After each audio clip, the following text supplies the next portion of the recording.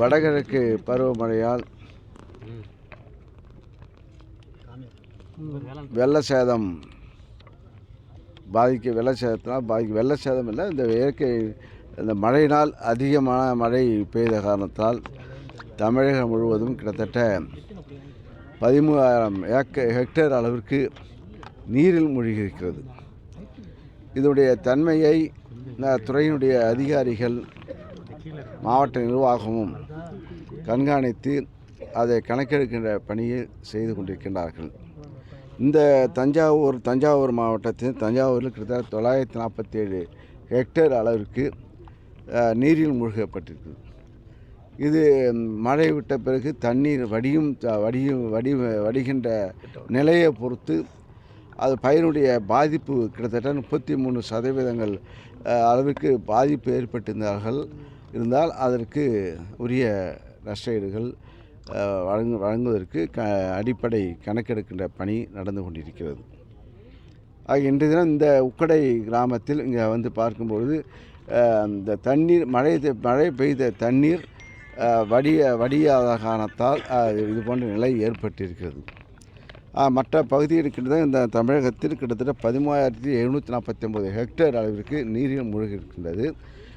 இது தஞ்சை மாவட்டத்தில், கடலூர் மாவட்டம், மயிலாடுதுறை மாவட்டத்தில் 3,300 ஹெக்டேர் அளவும், நாகப்பட்டினம் மாவட்டத்தில் 7,681 ஹெக்டேர் அளவிற்கும், ராமநாதபுரம் மாவட்டத்தில் 822 ஹெக்டேர் அளவும், தஞ்சாவூரில் 947, திருவாரூர் மாவட்டத்தில் 958 ஹெக்டேர் அளவிற்கு, திருவண்ணாமலை 35 ஹெக்டேர் அளவுக்கும், அதுவே கடலூரில் 500 ஹெக்டேர் அளவிற்கு தற்சமயம் நீரில் மூழ்கியிருக்கின்றன என்று முதற்கட்ட கணக்கெடுப்பில் வந்திருக்கின்றது.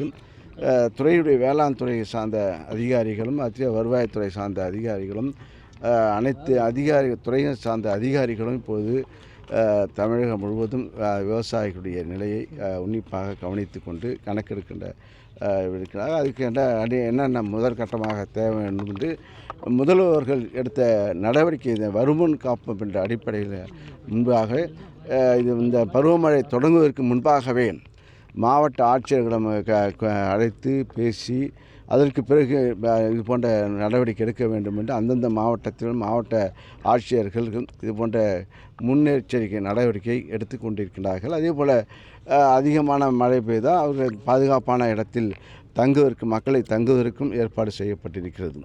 அந்தந்த மாவட்டத்தில் இருக்கின்ற அமைச்சர்களும் நேரடியாக அந்தந்த பகுதிக்கு செல்ல வேண்டும். அதே போல் மாவட்ட தலைமைச் செயலகத்திலிருந்து தலைமை அதிகாரி கிட்டத்தட்ட பொறுப்பு அதிகாரிகளாக மழை வெள்ளத்தை கண்காணிப்பதற்கு அதிகாரிகள் IASகளை அனுப்பி வச்சு அவர்கள் மானிட்டரிங் ஆஃபீஸராக நியமிக்கப்பட்டு அவர்கள் வந்திருக்கின்றார்கள். தஞ்சை மாவட்டத்தில் அரவிந்த் IAS அவர்கள் இங்கே வந்திருக்கின்றார்கள். மழை பெய்திருக்கிற போதே மாவட்ட ஆட்சியரும் சரி அது போன்ற முன்னெச்சரிக்கை நடவடிக்கை நாங்கள் எடுத்துக்கொண்டிருக்கின்றோம். இன்றைய தினம் தஞ்சை மாவட்டத்தில் இதை ஆய்வு வேளாண் துறை அமைச்சர் என்ற அடிப்படையில் இங்கே வந்திருக்கின்றோம். ஆக சட்டமன்ற உறுப்பினர்களும் சரி, நாடாளுமன்ற உறுப்பினரும் சரி, அனைத்து மக்களுடைய பிரதிகள் இந்த கவனமாக இருந்து கொண்டிருக்கின்றோம். தண்ணி இப்போ வடிகிறதுக்கு வாய்ப்பு இருக்கா? பாதிப்பு குறையுமாப்பா? தண்ணி இப்போ மழை பெய்து மழை 2-3 நாளாக மழை விட்டு கொண்டிருக்கிறது. மழை நீர் வடிக்கின்றது. மழை பெய்யும், மழை வடியாத பட்சத்தில் மழை தண்ணீர் தேங்கும். அந்த நேரத்தில் அது பாதிப்புகள் ஏற்படும்.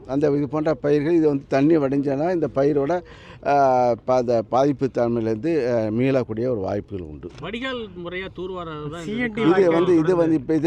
இப்போ வாய்க்கால்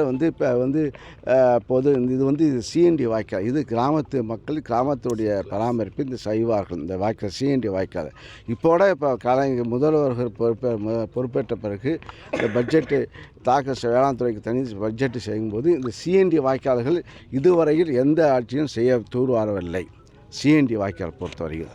ஆக இப்போது முதல்வருக்கு உத்தரவிட்டு நாங்கள் படிப்படியாக கிட்டத்தட்ட 3 ஆண்டு காலமாக தொடர்ச்சியாக இந்த CND வாய்க்கால்கள் தூர்வாரப்பட்டுகிறது.